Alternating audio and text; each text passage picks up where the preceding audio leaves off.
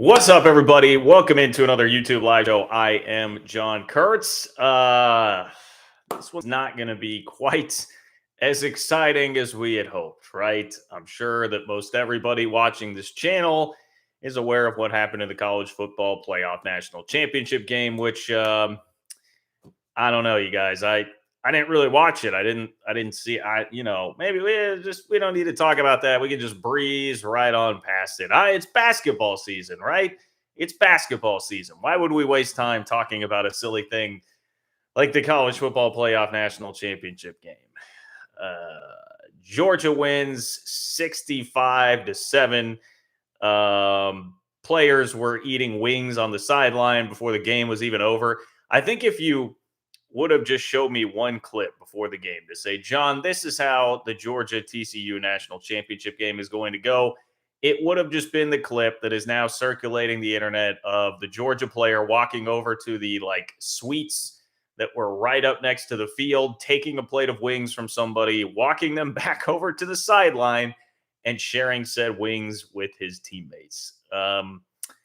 Yeah, well, the action is still going. That was not good. And I'm certainly not here to dunk on TCU, make fun of TCU, none of that, because you guys know I told you I was rocking my purple last time out for the Frogs. I knew the opportunity that was there for the Big 12, and instead we got the worst case scenario. So let's start with that. Everybody who thinks that I'm just a total shill for the Big 12, which certainly I am to some degree.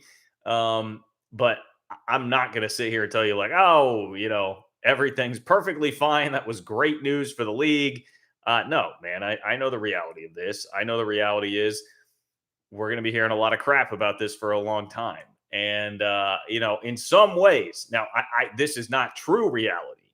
This is not true reality at all. But in some ways, I almost wish it was just a close loss to Michigan for TCU, and it was Michigan that had to get waxed in the title game by Georgia. Now, that is part of the problem here, and part of what I want to talk about here is that it will be viewed that way, I think, nationally by a lot of people, that TCU and the Big 12 are going to take a bigger hit for having gotten to the championship game and having this happen than they would have had it just been another first-round exit.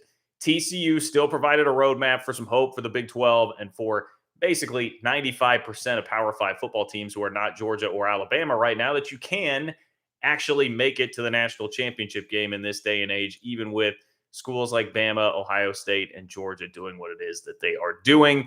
But it's a what have you done for me lately world. It's a 200 and I always forget the character limit. What is it, like 260? It's however many characters you can put in a tweet for now, Elon. However many characters you can put in a tweet world.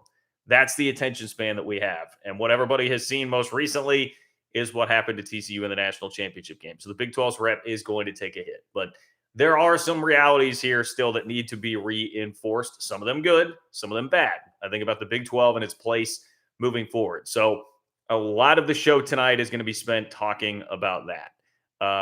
It's a topic that is worthy of in-depth discussion. And to be honest, it's just a fairly slow realignment news and notes sort of week. So we will spend a lot more time there on the actual football and bigger picture implications. Certainly you're not going to get an X's and O's breakdown of everything that happened. Georgia's good.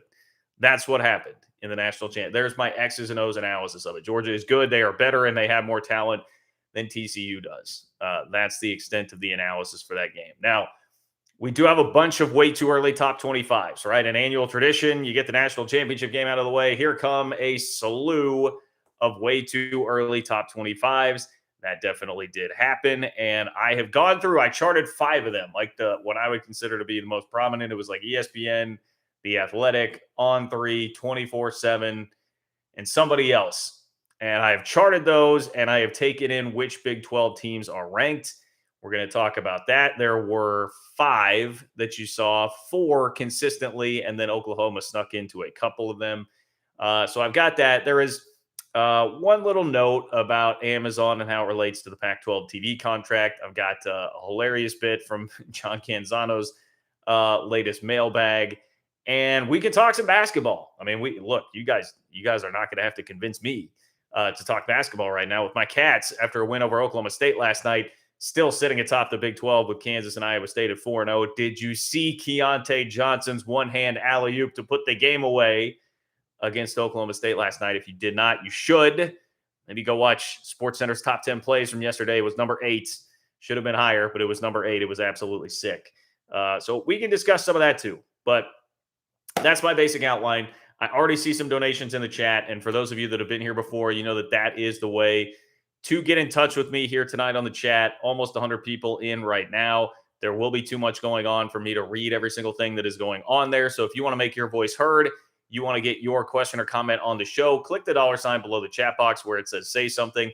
That is how you do that. It will pin your chat up at the top above everybody else for me and ensures that I get to it for you here on the chat tonight. It is also the way that you support the work that I'm doing here on this channel to bring you Big 12 content each and every week, going live, of course, on Wednesday and Sunday.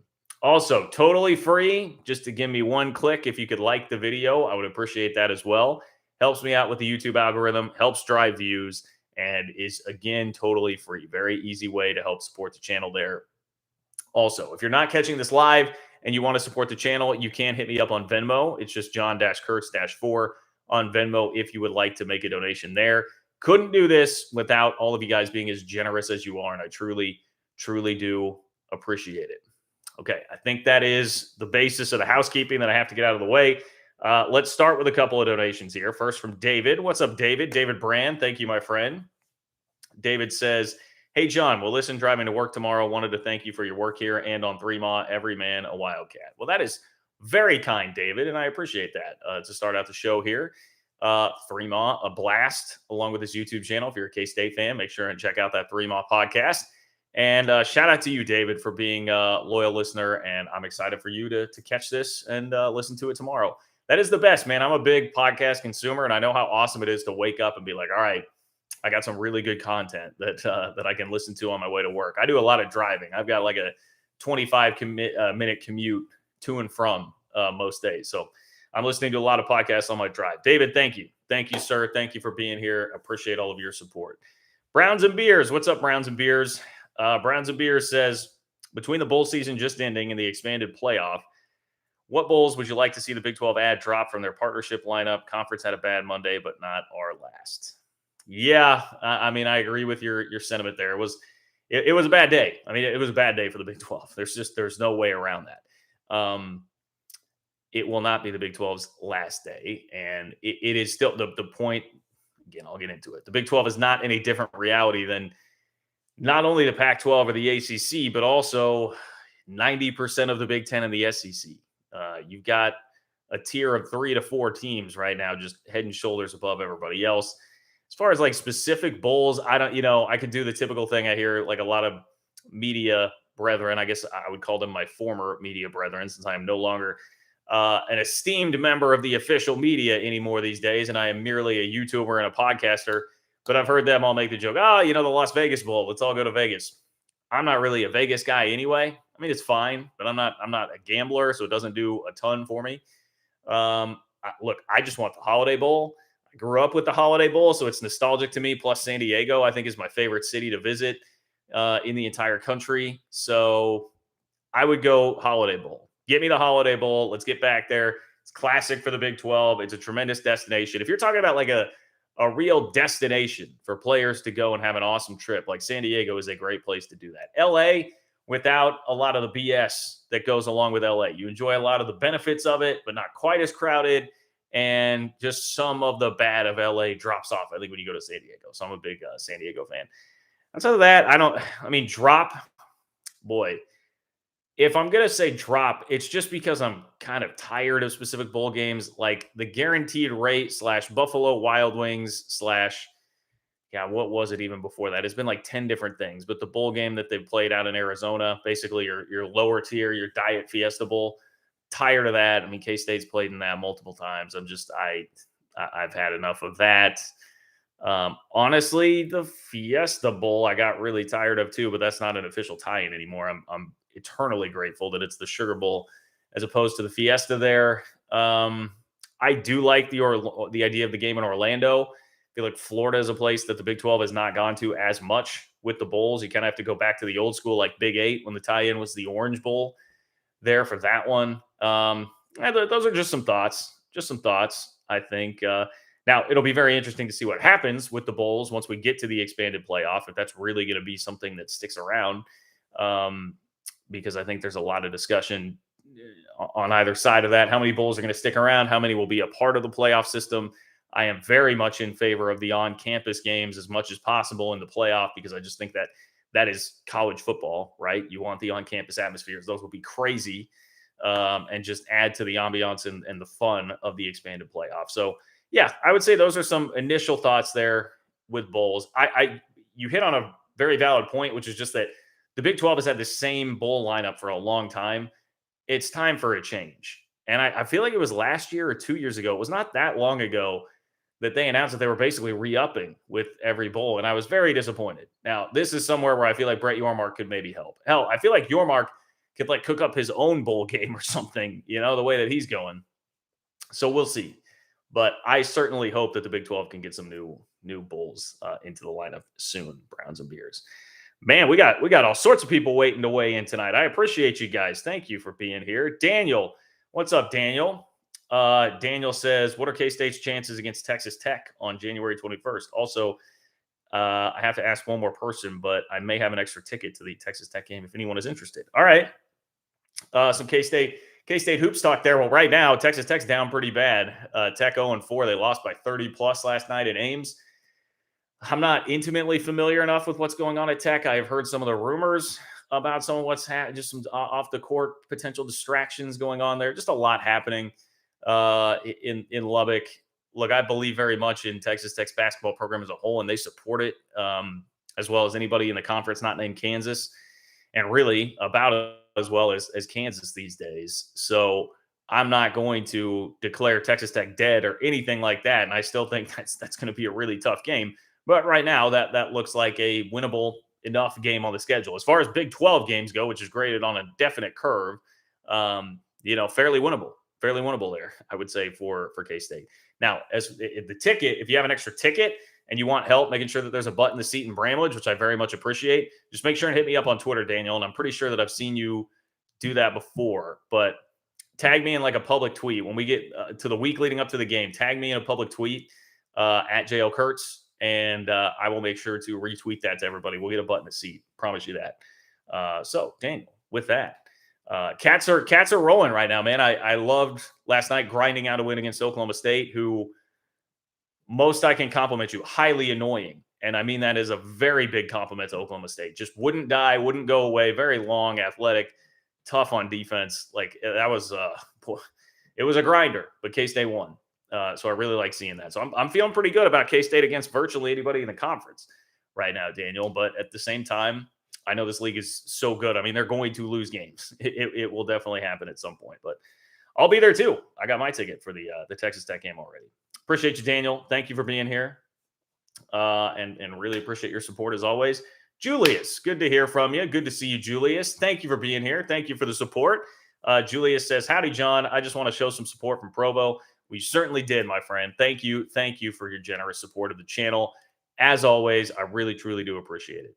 BYU has Gonzaga tomorrow. Hopefully, it's at least competitive. Go Cougs. All right. Hey, go Cougs indeed. Let me pull up BYU. I wanted to check here on my guy Rudy. Doesn't Rudy Williams still play for the Cougs? I think he does. Man, already a bunch of games played here. Let's see. Rudy Williams sure does. 12 points a game for BYU. I liked him. Nice kid at K-State. Rough situation at the time. Program just wasn't in a very good spot, but I wish nothing but the best for him. So, yes, go Cougs against Gonzaga. By the way, Julius, you might want to get used to that. That may be a conference matchup here before too long. As crazy as that is to say, we've got BYU and Gonzaga tomorrow in hoops. Ladies and gentlemen, that may well be a Big 12 conference game before too long. We know that Brett Yormark has talked with Gonzaga. Yes, we know that the Pac-12 has also talked with Gonzaga. But Yormark trying to get creative, trying to add major brands there on the basketball court and add to what is already the best conference in America. That's wild, but it very well could be the case. So Big 12 fans, you should be pretty interested in that BYU Gonzaga game. Best of luck, Cougs.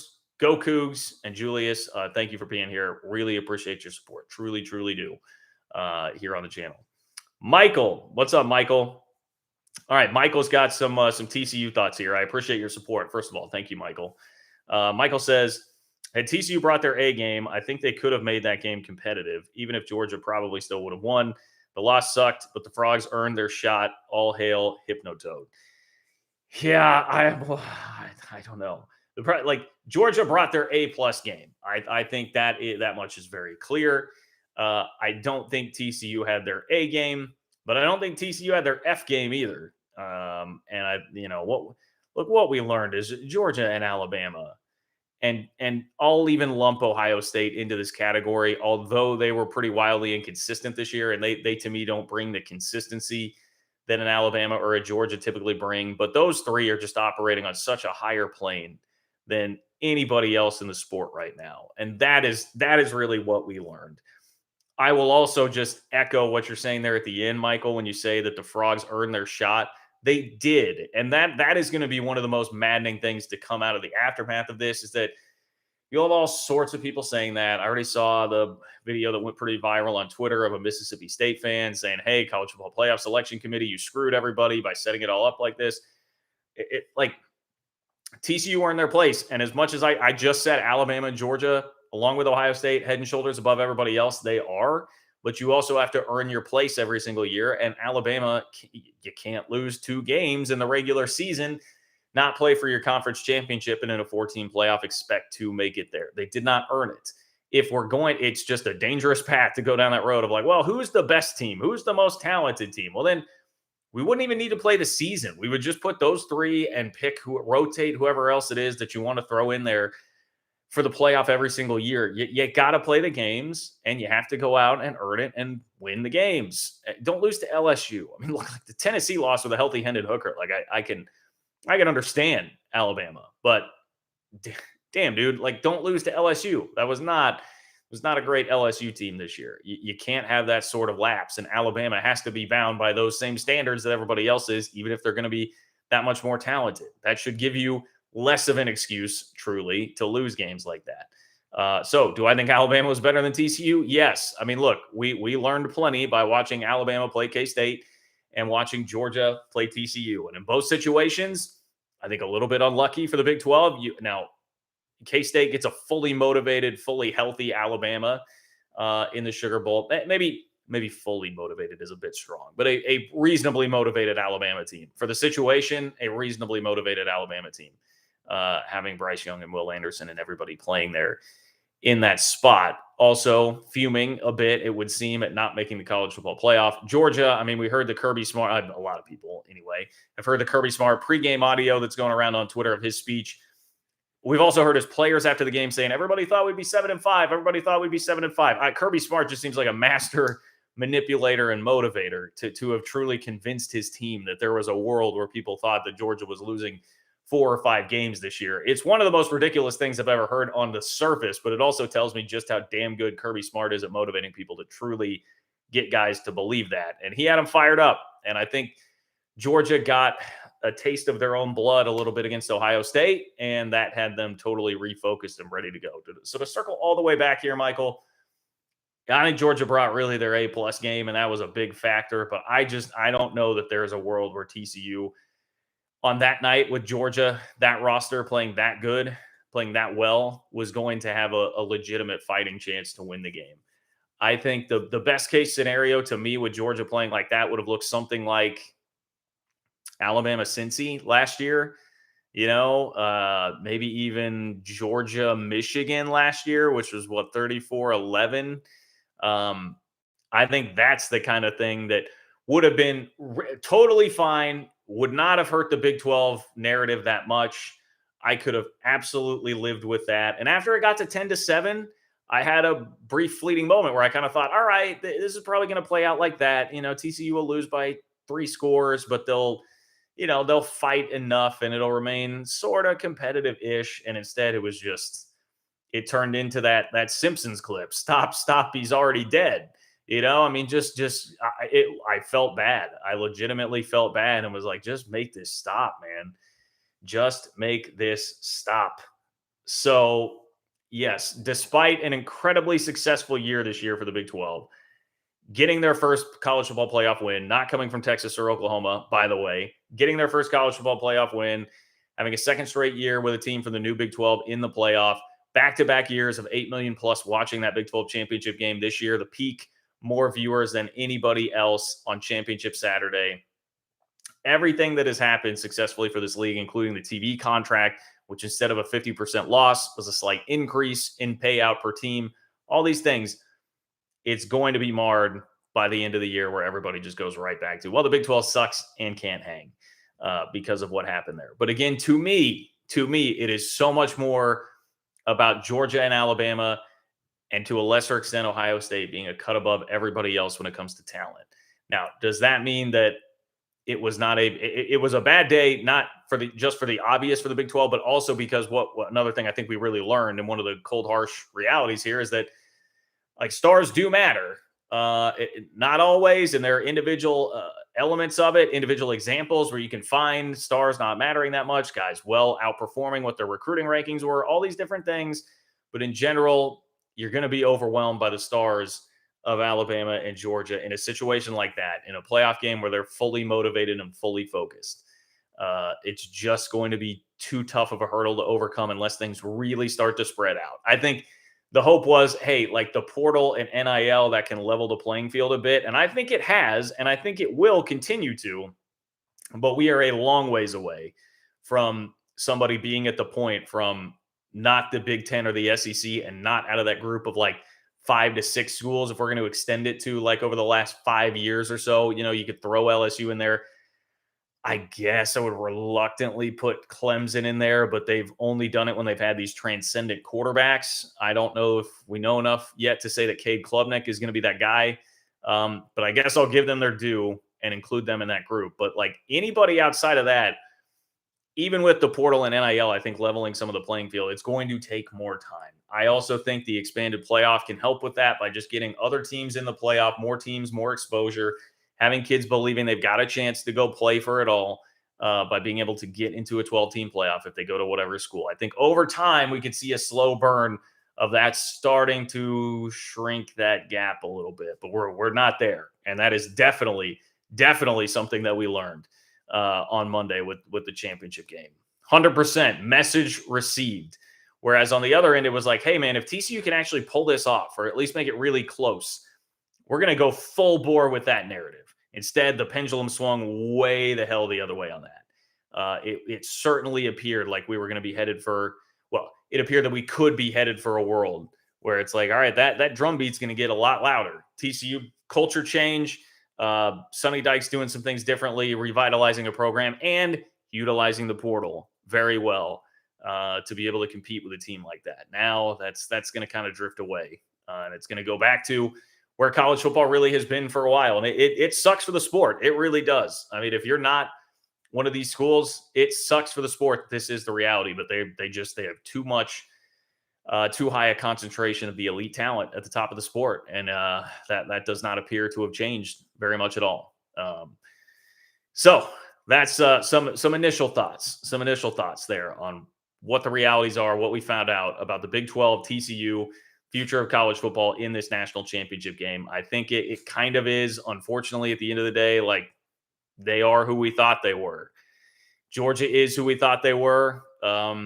Those 3 or 4 teams are who we thought they were. And the game is what we thought it is, even if there is starting to be a little bit of change based on the way everything is moving in college football. And when I say change, I mean a change in the real power structure of the sport. Clint, what's up, Clint? Clint, lost you here. 1 second. Clint, simple message. Thank you, Clint. Thank you for the support. Thank you for the kind words. Clint says, love your podcast. Keep up the Big 12 promotion. I certainly will. And I will still come back with some quips tonight. Like, I'm reading through some comments before I hop on the show here, and I see somebody had snuck in. Well, there were plenty of people who had snuck into the comments of some of these videos after the national championship game and saying, see, TCU sucks. They're frauds. Yeah, blah, blah. All right, if TCU is a fraud, what does that make Michigan, dog? What does that make Michigan? If TCU is a fraud, what does that make Michigan? The Big Ten champ couldn't handle the team that was the runner-up in the Big 12 championship game. That is a thing that happened. That is a reality. So That's the Big Ten. I don't want to hear any chirping. Outside of Columbus, Ohio, I don't want to hear any chirping from Big Ten country. Michigan, you had your shot, you lost. You got beat by TCU, a team that didn't even win the Big 12 championship. So no chirping, no chirping from everybody else.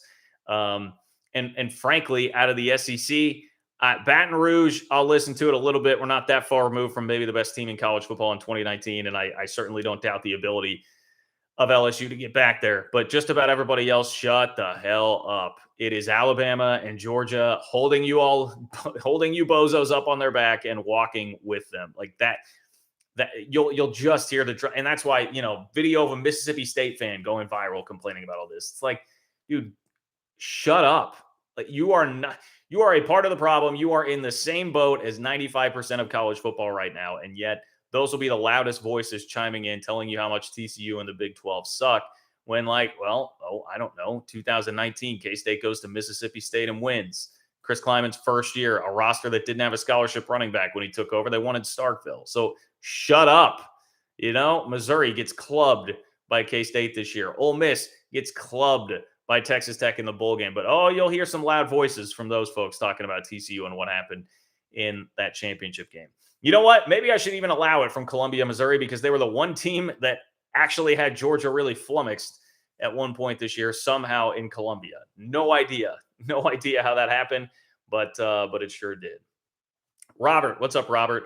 Robert says if TCU got stomped in the semis, then the Big 12 narrative would be deserved, but TCU beat Michigan and Michigan beat Ohio State, who took Georgia to the limit. TCU played worse game and Georgia was Georgia. Yeah, I think it's probably like TCU had a average to below average effort and Georgia was just A+. Just totally outclassed, man. I mean, I don't know. You just look across the board. It was like, what are you going to do? What are you going to do? TCU was outclassed. And you're right. It would be deserved. If that game were played in the semifinals, then I would much more understand where this narrative washing over everybody was going to happen. But Robert, you bring up a perfect point that I really wanted to make here. And if I were back in my radio days, the way I would have teased this segment leading into it is why TCU is LeBron James, how TCU compares to LeBron James, because I am not a big NBA guy at all, okay? I'm not an NBA hater, but I don't closely follow the NBA. But I know that LeBron is 4-6 in the NBA Finals. And I hear the debates about LeBron versus MJ. And MJ didn't lose in the finals. So you'll always hear, well, LeBron's lost 6 times in the finals. And I'm like, yeah, I mean, sure, yes, he's been there 10 times. Like, if LeBron were 4-0 in the NBA Finals, there are a lot of people who would treat him with more respect in the argument and the debate with MJ than they do because he has 6 losses in the finals. But the craziness of that logic is he would have had worse seasons those 6 other years. He's proving his worth by getting to the finals. Like, he is penalized for getting to the finals and losing in those years, much like TCU here is being penalized for getting to the national championship and then getting waxed the way that they were, more so than if it would have been a close loss to Michigan and you just don't even make the national championship game. It's crazy, but it's one of those kind of like logical fallacies that I think a lot of us fall into as humans when making this argument. So that would be one of the things that, yes, deserves to be held up and thrown back in people's faces here is like they beat the Big Ten champion in the Fiesta Bowl before advancing here to this game. They should not be punished or penalized in what their legacy is or what the strength of the conference is just because that happened. Unfortunately, somebody was going to get drilled by Georgia in the championship game, and it happened to be TCU because Michigan wasn't strong enough for it. And oh, by the way, they were cheating along the way, and now their coach may be headed to take the Denver Broncos job. I don't know. Maybe there's been some update on that with Harbaugh. I haven't paid enough attention. But you get the idea, right? Big bad Michigan, who beat big bad Ohio State, had their chance to take out poor little TCU, and they didn't. They got smacked. They got out physical by TCU. Don't let anybody forget that and diminish the significance of that, much like you shouldn't let people diminish the significance of LeBron James making the NBA Finals 10 freaking times.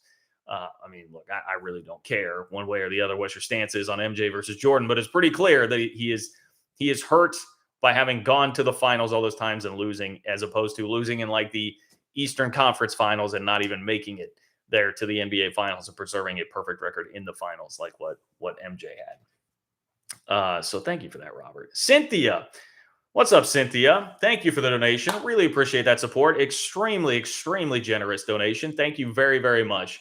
Really, truly do appreciate that. Cynthia says, I know the Big 12 didn't fare well in the bowls, but we did get some national exposure.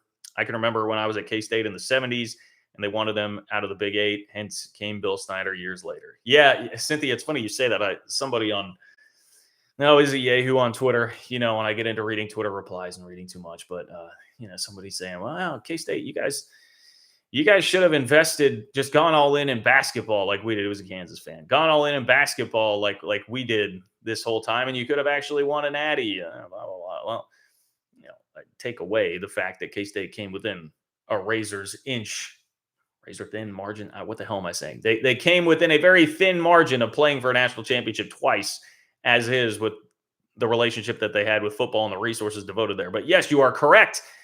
Had they gone all in on basketball, they would be playing in like the Missouri Valley right now because they would have been kicked out of the conference. So that is true. And you make another good point. There was a week leading up to the game where TCU got a lot of exposure. Hypnotoad took over college football. I mean, throughout the year, there was a ton of conversation about TCU, much more conversation about the Big 12 than there was last year or years before. And again, the beauty of it all, it is not concerning Oklahoma and Texas. So I would like to believe and hope that will outlast here as far as the narrative goes, that once we have some time and space, that the exposure generated by the Big 12, not just from TCU, but from capitalizing on this TV deal, everything that has happened in the last 2 years, year and a half, since Texas and Oklahoma announced that they were leaving, that still outweighs the one glaring 17 million people watching in the national championship game. You lose 65-7 to Georgia. That was one of the, going into it, it felt like, hey, this is beautiful. The Big 12 is going to get all this publicity. And even if they go lose, even if they get beaten pretty soundly by Georgia, it will all have been worth it for the extra publicity. We had the one outcome, and Georgia just demolishing TCU the way that I think it does bring that into question for me. And I'm not saying for how it relates to me personally. I'm saying for how it will be taken by everybody else and what it will actually do for how people view this nationally. Like that is the problem. I am not the problem. I'm going to take a step back and look at everything realistically here for the league. The league is still in a great spot, people. It's going to be just fine. Back-to-back years now, Cincinnati and TCU, members of the Big 12, have been in the college football playoff, and the Big 12 is 1-2 in those games. They have a win. And it's come from Cincinnati and TCU, schools that were not even anywhere near Power 5 conferences 10, 15, 20 years ago, right? So that's the reality, and that is a nothing but good thing for the Big 12. Let's try to remember that. At least here on this channel, damn it. At least here on this channel, we're going to remember that. But Cynthia, thank you so much for your support. I really, truly do appreciate it. And thank you for being here on the chat. Rick, what's up, Rick? Rick Jr. Rick Jr.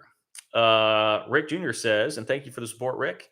Rick says, do you think prolonged success for our Texas teams could make them more susceptible to being poached by other conferences looking to get into the Dallas-Fort Worth market state of Texas? Well, the problem okay, so really what you're asking is like, will TCU having success here make them more susceptible to be poached by the Big Ten or the SEC? I think let's start the conversation there, because I don't think anybody else. I mean, the ACC, they're kind of stuck. They've got that long contract, media rights contract going into the mid 2030s. Not a very good clip. It will age even worse. It is the opposite of a fine wine. They're in a tough position. The Pac-12, the only place you're going to see anybody realistically thinking the Pac-12 would have a chance of poaching any of these teams as desperately as they want to get into Texas. Remember last week I read you about defensive line recruiting being one of the things cited by John Wilner and people within the Pac-12 as to why they want SMU, because they feel like they can get a better recruiting foothold in Texas. And I think all that's really overblown and overrated. Pac-12 ain't going to be pulling TCU anytime soon. But one thing I will hearken back to, Rick, and this is, I'll at least just, this is back burner. I don't think this is anywhere near immediate. And I don't even remember which specific report it was. But there was a report, and there's a YouTube video somewhere on this channel of me talking about it, within the last year, where TCU did make I wouldn't call it short list for the Big Ten, but there was a leaked I'd say like medium list. Medium list. You know, it went out to like 7 or 8 teams that were on the Big Ten's list. And one of them was TCU. And it's basically the idea that you're thinking, wanting to get into a new state that has a ton of college football crazed people and a ton of incredible college football recruits. So, yes, I mean, I think TCU in particular would be the what really I say that I shouldn't leave Baylor out of that too, because Baylor last year 12 wins. They've had a ton of success. They've had a bunch of double-digit win seasons under multiple coaches here. So yes, Texas Tech on the come up with Joey McGuire. Yes, that could play a factor. I would still say that TCU, because they are literally in Dallas Fort Worth, like they're going to be number one on that list. And if TCU takes over as a new power in the Big 12, they've recruited the portal very well this offseason. They're turning into like Alabama Junior. Hell, they just pulled. God, I'm sorry. I'm spacing on the kid's name. And Oklahoma State fans, I am sorry for this. John Paul Richardson. That's right. John Paul Richardson is transferring from Oklahoma State to TCU. I mean, they're just cleaning up right now in the portal. If they turn into that program here and kind of rule this new Big 12, yeah, I think that could become a threat at some point. Now, how soon that becomes a threat, I don't know. I think that turns into more of a threat when we're going like Big Ten wants to go full on, like conquer the world sort of thing. It probably doesn't matter nearly as much to the SEC. So I think really we've kind of ironed it down to the threat there would be the Big Ten. We've already seen, there have been whispers of it. Then there was one report where TCU made a list. They are in Dallas Fort Worth. The SEC is already going to have Texas, which, I mean, you're controlling the entire state by getting Texas in there. You're maintaining a presence in the entire state with that. So it would be the Big Ten. And you can even look at that and say, well, the SEC has Texas. The Big Ten would be wanting to fire back with whatever they can, like just to be able to get into that state if it's really going to turn into a true arms race. I think that threat is much more significant and amplified if it's Kevin Warren that remains as the commissioner. There have been the rumors of him wanting to go take the president of the Bears job. If he stays in, he seems to be the guy that really wants to be the conquering hero and do this for his legacy. So yes, I could see that being a threat at some point. I think it's backburnered right now, but it is a fair point to bring up. It really is. For now, though, and the other thing I would just say, like, just keep it. I mean, TCU is such a small school compared to everybody else in the Big Ten. It is a little bit hard to see that fit, but like, never say never in conference realignment. We are just in a world where anything and everything, it seems like, can happen. So yeah, I think that's something that could at least be on the table. And we haven't talked a ton about it here on this channel ever since then. For perspective, you have all these Kansas fans that think they are Big Ten bound. Kansas was not on that list and TCU was. So that I think was a clue. That was a clue toward how much the Big Ten really thinks of them. Let me, I'm just going to Google it to see if I could find that. Here's something from August 16th.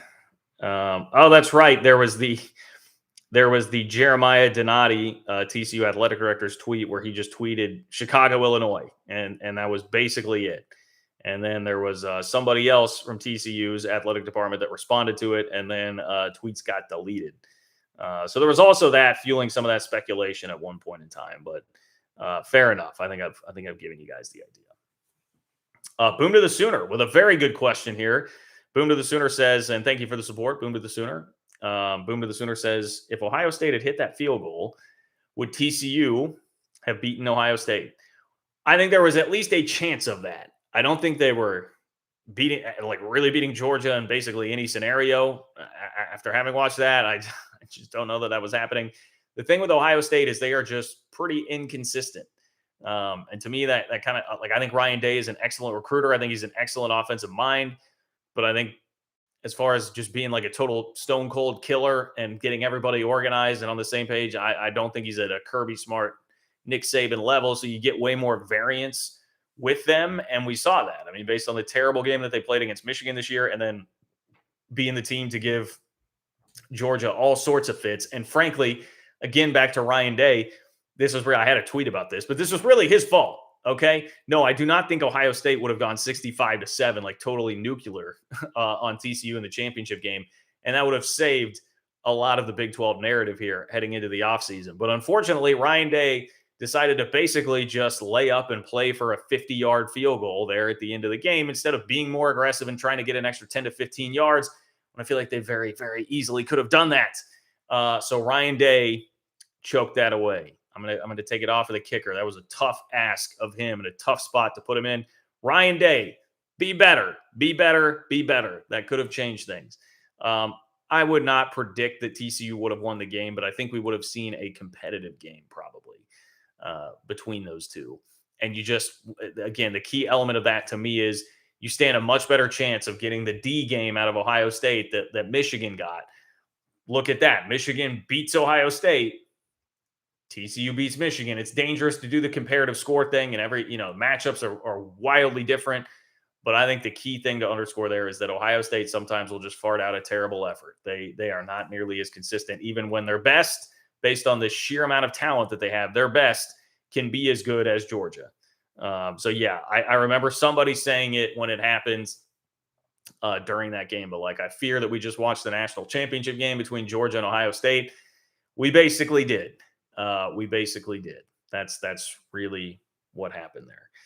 So, okay, if you guys want to continue to make your voice heard, you can click the $sign below the chat box where it says say something. That is how you do that. Donates, supersedes everything else in the chat, pins it up at the top for me, guarantees that it gets read here on the chat tonight, and is a way to support the work that I'm doing, bringing you Big 12 content on a week in, week out basis here on the channel. Also, if you could like the video, I would really appreciate that. 250 people in here and 64 likes. Let's get that ratio up a little bit, please, and thank you. Totally free, just takes one click, and I would thoroughly appreciate it if you did do that. Wolf58, what's up, Wolf58? Ohio State fan in the building. Thank you for being here, Wolf58. Wolf58 says this college football playoff restaurant everybody's talking about is weird. The appetizers were great, but the main course was terrible. Only finished 3/4 of the meal. Yeah, what an interesting reversal that we got this year. Everybody always has complained about the semifinal games, rightfully so, being dreadful. And we got two classics. Well, maybe a stretch to call TCU Michigan a classic, but we got a very good game and then a classic between Georgia and Ohio State. And unfortunately, the actual championship game was pretty terrible. So yeah, you're right, Wolf58. And it is just a reality of college football when you have this upper crust and this very teeny tiny upper crust as far above the rest as they are. In reality, I understand the argument of people that will just say, look, we should just have the BCS. Even a 4-team playoff is too much. We just need 2 teams playing for a national championship every year, and that will suffice, and that will be it. My argument to that is, 1, more football is better football. 2, I'm not here to watch the sport just for a championship game. I want to take in the glory of everything college football has to offer, and there's so many more bragging rights that really, truly, deeply matter to people that don't just come from the championship game. And so to me, it is more fun to throw those playoff games in there and give more teams a chance to have meaningful games, especially if we're going to have them on campus. And 3, I also think the only path to getting out of the situation we're in right now, where the power is so concentrated at the top of the sport, is to open it up, let other teams get there, let recruits feel like they do have some actual access into a playoff here, which theoretically could net them a national championship if they go to one of these schools that's not one of the ultimate powers of the sport. It's a long, slow, you got to chip away at it. I mean, that's, eating an elephant one bite at a time, but I think that's one of the ways we can kind of move in that direction. So I very much support still doing that, even though you are right. It's a bummer when the championship game winds up being like that. Total bummer. And if it weren't TCU, I would not have kept it on. But of course, keeping it on got me into the comments that Kirk Herbstreit made very late in the game, which I do want to address as well, which is another part that was just not good for the league there at the end. Flame, what's up, Flame? Flame, thank you for the donation. Thank you for the support. Flame says, I'm an Illinois and Baylor fan that's been lurking around here. Well, thank you for chiming in, Flame. I appreciate that. Flame says, as much as it pains me to say from the Baylor POV, TCU belonged when they beat Michigan. Yes, they did. Damn it, let's not forget that. And thankfully, I saw Josh Pate, at least big national guy, sticking up a little bit for the merit of getting into the playoff. We have to put the teams that are deserving of being in the playoff in, instead of just what we think are the best teams. And that's the Alabama argument We need more people saying it. So I'm happy that you're saying it here. We definitely need to acknowledge that. They truly earned their spot. Say that they had a little bit of luck, probably did, but a lot of teams that make it that far, they're going to have a little bit of luck throughout the year to get there. If you're not one of these ultimate juggernauts like Ultra Powers, you're generally going to have a little bit of fortune throughout the year combined with skill and talent and all these other things, great coaching. A little bit of fortune plays into that typically. And TCU did, but they 100% earned their spot and then proved it, like backed it up by beating Michigan and out physicaling Michigan. They absolutely did. Boom to the Sooner. What's up, Boom to the Sooner? Boom to the Sooner says, OU men's basketball is actually a good team, but they keep losing close to ranked Big 12 teams. Where do they get enough wins to make March Madness? Oh, Boom to the Sooner. You guys were killing me last night, man. I watched a lot of that game after the K-State game was over. Up 10 with 5 minutes to go. I do have to say, as much as I was, intrigued, excited to see that, because look, not only do I not like Kansas, but my team is technically in a Big 12 title race right now. As early as it may be in the Big 12 schedule, I would love for Kansas to have taken an L. When it got to 10 with 5 minutes left, that is one of the times I wished that I was a gambler, because I would have run to the FanDuel app, not a sponsor, could be, or the BetMGM app, not a sponsor, could be, or I don't know, does Barstool have an app? Not a sponsor, shouldn't be. Don't waste your time. If I had one of those on my phone, I would have run to it and just put a ton of money on Kansas money line, because I'm sure you would have gotten great odds. And that's just what happens in that building.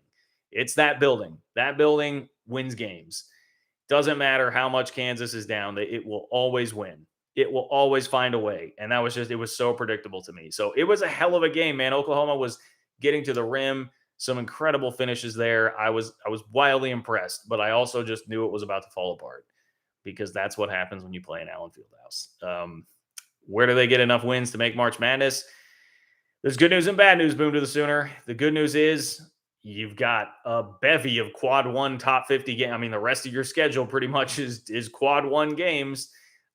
Just a bevy of opportunities to do that. The bad news is a lot of ways to lose those games. A lot of ways to lose those games coming up, because the competition is so good. So I would say that if Oklahoma can get to 7 wins in the league, if they can get to 7-11, you probably have a puncher's chance at the NCAA tournament there. And there's a lot of season left to play. So that would be my message to you, Boom to the Sooner. A little message of hope here for your Oklahoma Sooners. And, if you're a Texas Tech fan, if you're a Baylor fan, who won the just go check the score. Baylor did win. Baylor won at West Virginia. So I would throw West Virginia into that group too. Lost some really close games, including an overtime in Manhattan. And they are unfortunately now 0-4 in the league, but there are going to be so many opportunities the rest of the way, because basically every single night you've got that opportunity. I don't know how many people here actually heard Kirk Herbstreit's comments, because I think it came when the game was 52-7 on Monday night in the national championship game. And I understand. Let me on the front end say, when you're in his spot and you're in a boring championship game and you can't really be talking about the minutia of the game. It's got to just be storylines and finding whatever it is that you can to kill some time, right? And so he goes into a narrative about the Big 12. And here is what he said. I actually have the direct quote pulled. Herbstreit said, "It's another brick in the foundation and that narrative that other conferences can't compete with the big spending and big brands of the SEC and Big 10. The Pac-12 and the Big 12, even before all this started, the realignment again, they were already dealing with that. And then when you see the results of this, and you can just imagine that being spewed all around, the TCU and the Big 12 shouldn't even be in a game like this. Hey, they earned it. They got here, but then they play it 65-7. Look, some of that is earned. I mean, he's not wrong. He's not wrong. I hate having him say it when there are still millions of people watching, even at that point in the game when it was that much of a blowout.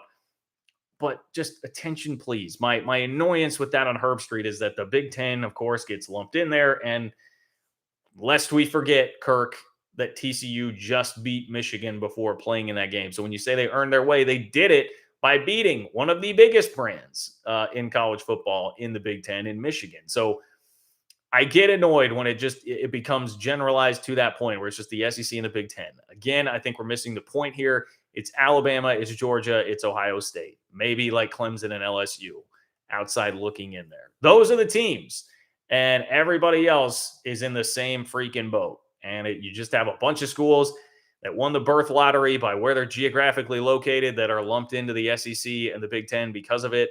And they're the ones that beat their chests the loudest when Georgia and Alabama go out and do things like what Georgia did in the game on Monday. So comical to me that anyone from the Big Ten would be really latching onto that too. You know, we're going to go across conference lines there too. Just shut it with that. So I wish Kirk Herbstreit, it's like, you could have framed that a little bit better. I would have liked that to have been workshopped, go through a couple approval processes before it actually got out there, but whatever. You're doing a game and you're going to say what you're going to say. I just like Herbstreit. I used to way back in the day,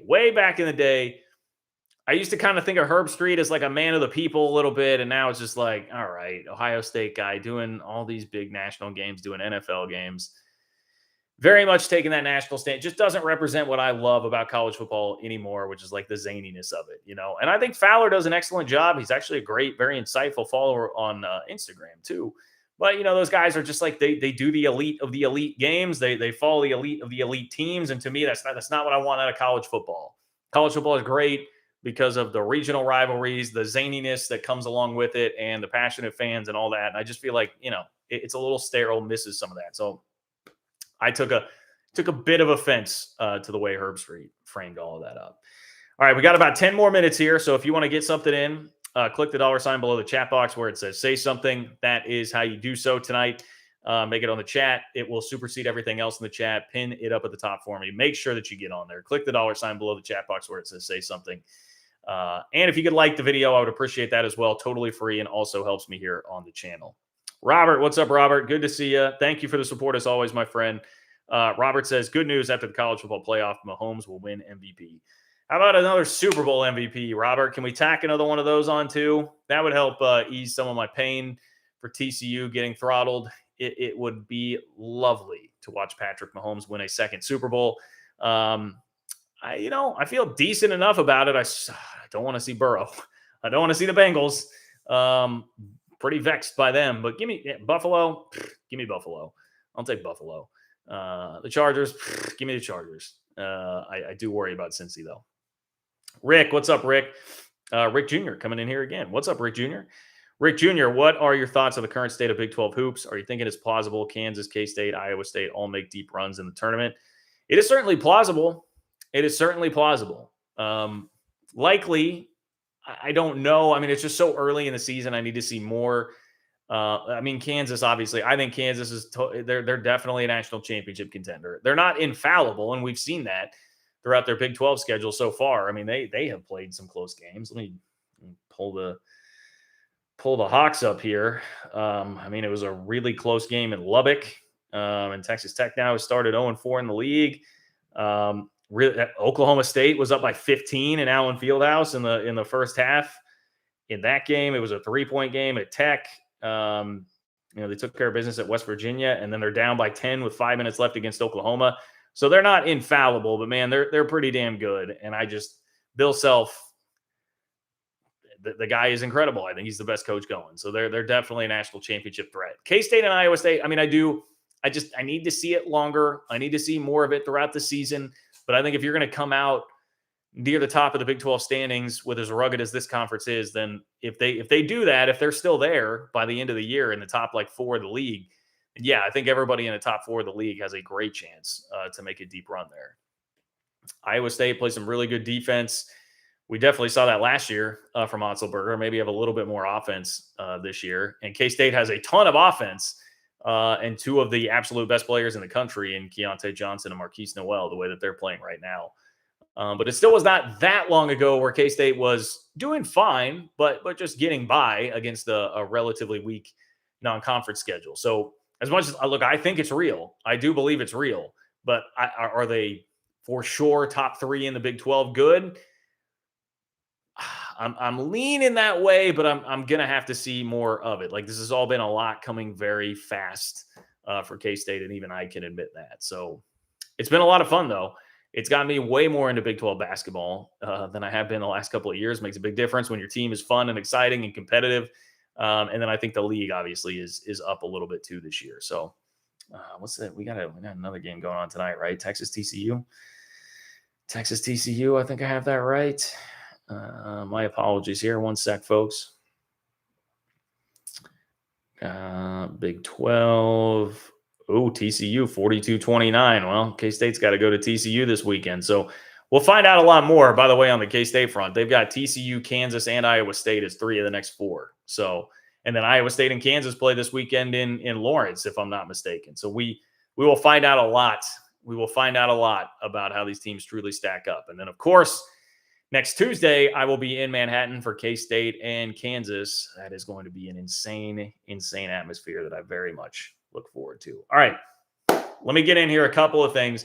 These are fairly minor. I knew that I would spend most of the show tonight on the national championship game and the future outlook for the Big 12 based on how important that is and how much everybody really truly cares about it right now. But we have some early top 25s for 2023. I tallied CBS, 24/7, ESPN, The Athletic, and On3. I went through all of their preseason top 25s for 2023. Here's what we came up with. TCU and K-State were the only 2 teams to be in all 5 polls.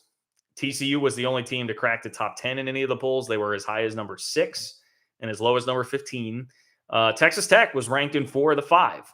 That I think was one thing I picked up on. Like people paid attention. Tech fans, people paid attention to Joey McGuire and what you guys did last year, beating Texas and Oklahoma in the same season, finishing 8-5, winning conference record, all those things. People paid attention, and they know that, especially with, I think a lot of people really watching Tyler Shuck at the end of the year, if he can stay healthy. And I'm not trying to sleep on Baron Morton either. Don't get me wrong, but Shuck I think is a real stud if he can stay healthy. They're a popular pick toward the back end of the top 25. Tech was 20, 21, 23, and 23 in 4 of the 5. And then Oklahoma just barely snuck into 2 of them. They were 25 and 23 and then not ranked in 3 of them. One of those to not rank them, by the way, Stuart Mandel, who was early on that curve. And Stuart Mandel also left Texas out of his poll. So Texas only made it in 4 of 5. They were 17, 14, 16, 16, and then not ranked. Shout out to Stuart Mandel for leaving off Texas and not falling for the hype. Don't fall for the hype. Happens every year. Happened this past year, and Texas winds up 8-5. TCU was 6, 15, 10, 12, 12, an average of 11 for those of you keeping track at home. I did a little bit of math for this show. How about that? I did some math. Guy with a communications degree did some math. K-State 19, 17, 17, 18, 18. So, I mean, pretty much across the board, everybody's got K-State in like the mid-teens. That was an average of 18. I mean, I think K-State can very well be a top 25 team next year. I'm thrilled. They landed Treshawn Ward, who I think is, if not the best, one of the best running backs in the transfer portal. Ecstatic about that yesterday. I think there might be some really K-State fans. I think there might be some more really good news coming in terms of a surprise name sticking around this year too. We'll see about that. But I'm feeling pretty good about K-State's roster. But they do, I mean, it'll be a tough ask. There's a lot to replace from last year's squad, and you have nobody like top 10 pick. Again, it's kind of like what you would expect for the Big 12 with the Texas and Oklahoma down the way that they are. Nobody's getting a bunch of like brand respect based on that. Maybe you could say TCU a little bit based on everything that they are losing, but they've also been crushing it in the portal. So those are some storylines to me out of what we're seeing from the early top 25s. And one last thing, I think I've teased this like 2 shows in a row and just not read this, but little Pac-12 update. Bob Thompson, the former head of Fox Sports, who we quote here a lot on Twitter, said from Sports Business Journal, Amazon finished year 1 of its slate on Thursday night football games, averaging 9.6 million viewers. That figure is down 41% from 16.2 million last year on Fox and NFL Network. But the demo basically was younger. Average viewing age of 47. They were up 11% in the 18 to 34. So you're gonna see that touted. And now that I'm reading this, I do believe I actually mentioned it last time. So my bad. let's get to your last couple of donations here. Boom to the Sooner. Boom to the Sooner. What's up, Boom to the Sooner? He says the new Big 12 will have several recent Final Four or better programs. Does the league really need Gonzaga too? I think it is more of like a nice to have, certainly, than a need. If I'm going to be nitpicky about the word choice there, no, I do not think the league needs Gonzaga.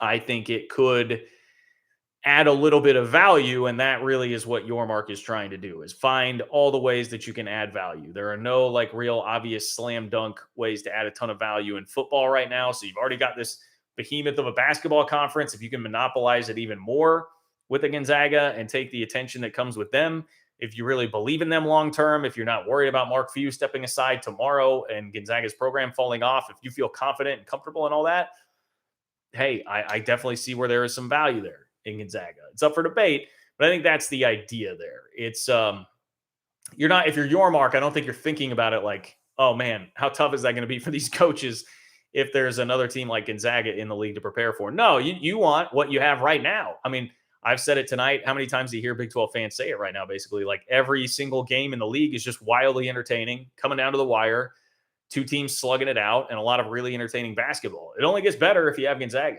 And I mean, it will be the best basketball conference for sure. Even more. I mean, Houston's coming into this league, guys. Houston's number one in the damn country right now. So, yeah, I mean, it's going to get even more ridiculous. Imagine watching Houston every single night. Imagine watching Houston, Kansas on a Tuesday night or something.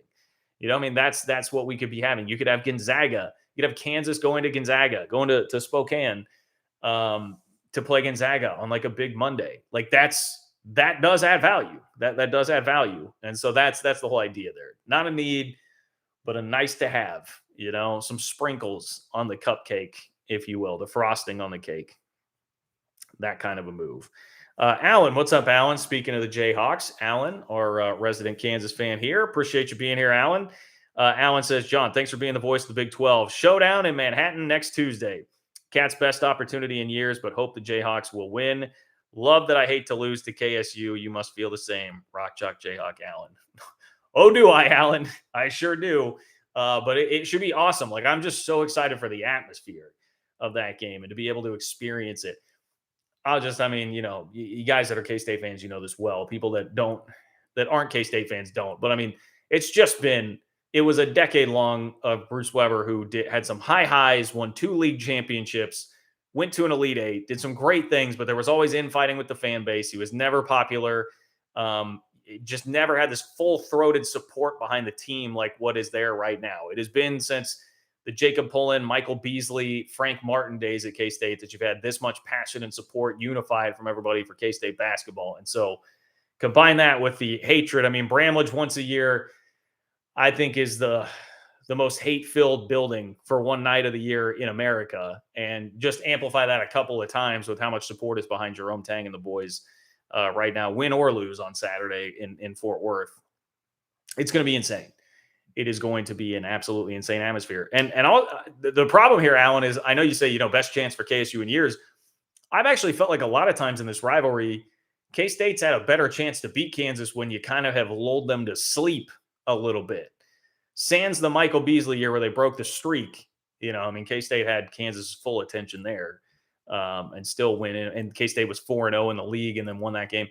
So that was an exception. But other than that, so I can remember back to Jim Woldridge winning in Allen Fieldhouse. That was a bad K-State team. They win in Allen Fieldhouse. Nobody was really expecting it or up for it.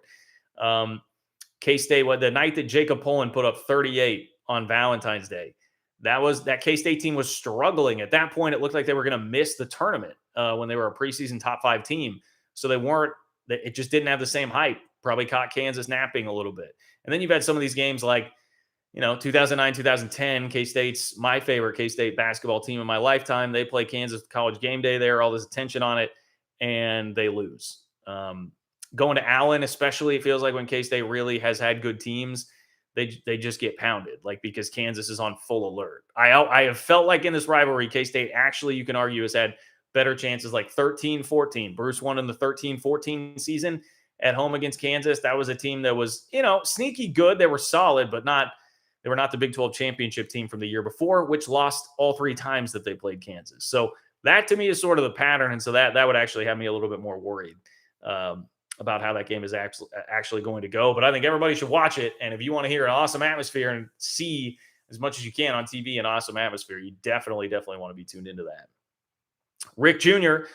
What's up, Rick Jr.? Rick Jr. says, and thank you for all your support tonight, Rick. I appreciate you, man. Same to you, Alan, by the way. Excuse me. Rick says, does the conference decide which basketball games are played on ESPN2 and Plus, or does ESPN pick and choose which games are played where? I think TV has way more to do with it than the conference, but I don't know. I couldn't tell you specifically like how those meetings go down and how exactly all the choices are made and that stuff. I don't know how much input the conference actually has. I'm sure that TV gets the final say there on where exactly they're going. But there are still, I know that like the league has tried to, when ESPN Plus was first a thing, they tried to sneak some of the better games on ESPN Plus there just to drive some viewership. So there have been some scenarios like that where it doesn't always work out exactly how you think it's going to as far as the picking goes. And then I've already seen grumbling and complaining about this, which is fair. I understand. 3:00 on Saturday, Kansas and Iowa State, top 15 matchup, two teams unbeaten in the league. They're going to play on ESPN Plus. So there are some curious decisions there. There are definitely some curious decisions there at times. And I think most of it is going to be about TV there. Your TV partners are the ones paying the dollars. So they're going to get to throw their weight around for the most part in making those selections. But I'm not in those rooms, and I don't know enough to tell you for sure, like how much the Big 12 does or doesn't actually have any kind of say there. So hope that answers it as best that I can for you, Rick. But man, I'm like, look at this Saturday schedule. Like God, I love Big 12 basketball right now. K-State at TCU. That's 11-17 in Fort Worth at 1:00 on Saturday. Iowa State rolls right into Iowa State at Kansas. And then at night, you're going to have Texas Tech at Texas. I know that Tech is down right now at 0-4, but those have been some of the most awesome games from just a crowd, everybody engaged standpoint as we've had here recently. And, I think Texas is certainly vulnerable now. So anyway, should be a very fun Saturday of college hoops. That was a lot, guys. We got through it. Maybe a therapy session for us all after TCU takes a 65 burger from Georgia in the national championship game. The Big 12, let me just close and say the Big 12 is still in great shape. Do not let this erase the accomplishments of the league over the last year and a half since it was left for dead. It is very easy to forget how far you've come. When everybody said 50% of the TV contract is gone, this league sucks. Since then, you've proven you can stand up on your own without Texas and Oklahoma. And Texas and Oklahoma still don't have a playoff win. TCU does. Do not take that away from them, even if Monday night absolutely sucked. I appreciate all of you guys for being here, all of you guys that were here.